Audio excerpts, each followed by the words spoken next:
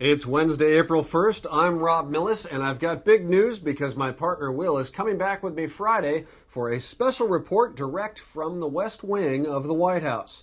But in the meantime, you're with me right here, and this is Political Lunch. Welcome back to the lunch. It's April Fool's Day, and we won't actually be reporting direct from the White House on Friday, but I am flattered if you bought that one. Now, on to the news, though.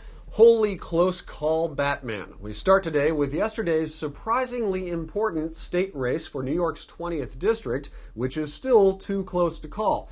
As I reported Monday, the race between Democrat Scott Murphy and Republican Jim Tedisco has become a referendum on the Obama administration. The election fight has been intense, with hard-hitting ads, campaign money pouring in from Washington, and a come-from-behind rise for previously unknown Scott Murphy.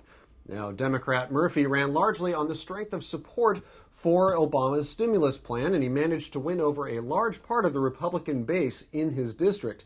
Now, the final count from the ballot boxes gives him a lead of just 59 votes, but there are still 4,100 mail-in ballots to count, and an official recount process should start in just a few weeks.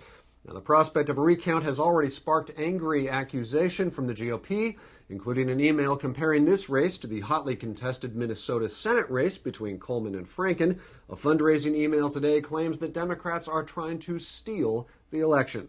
Good news for the GOP, though, at least symbolically, comes from the Justice Department, which is now dropping charges against Ted Stevens, the Alaska senator convicted on 7 counts of lying in financial disclosures to hide improper gifts from oil companies.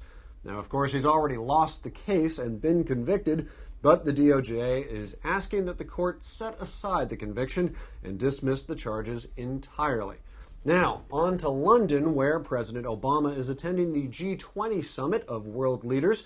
On the side, Obama has also met with Russian President Dmitry Medvedev to accelerate talks on nuclear arms and the soon-to-expire START treaty. The two leaders have set a goal of signing an agreement by July of this year.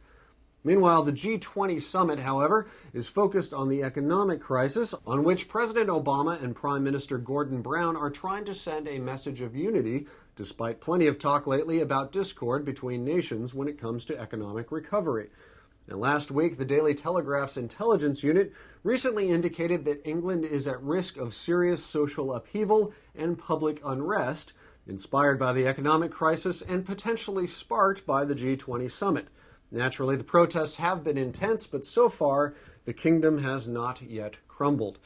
However, if it does, we will cover that story and 9 others here on Friday for our weekly 10 and 3 coverage of all the political news you need to know.